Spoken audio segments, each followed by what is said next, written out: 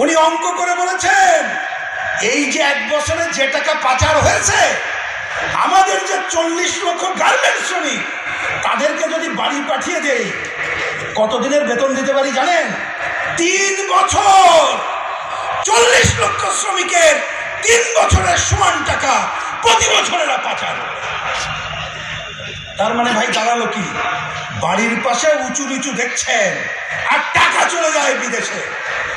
সম্ভবত এই বাংলাদেশ একটা বৈষম্যের বাংলাদেশে রূপান্তরিত হচ্ছে। আর এই অর্থনৈতিক দুর্বৃত্তায়ন টিকিয়ে রাখতে গেলে ওদের ক্ষমতায় থাকতে হয়।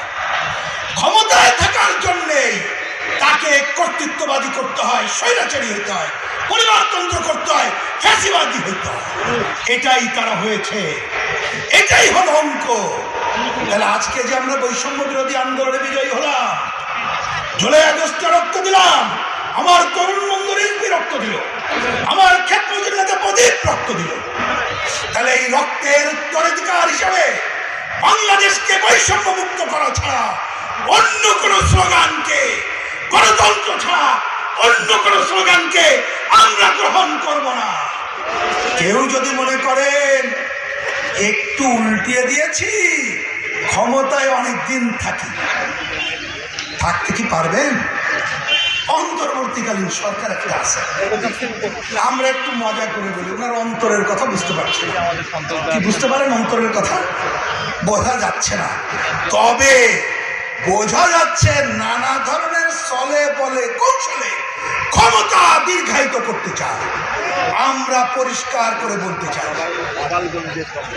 ভোট জনগণ দিতে পারে না, বিক্ষুব্ধ ছিল, ভয় রাজত্ব কায়েমের জন্য বিক্ষুব্ধ ছিল, নিজের আয়নায় জিনিসপত্রের দাম বেড়ে যাচ্ছে বিক্ষুব্ধ ছিল, এই জন্য হাজিরাকে দেশ ছাড়া করা হয়েছে।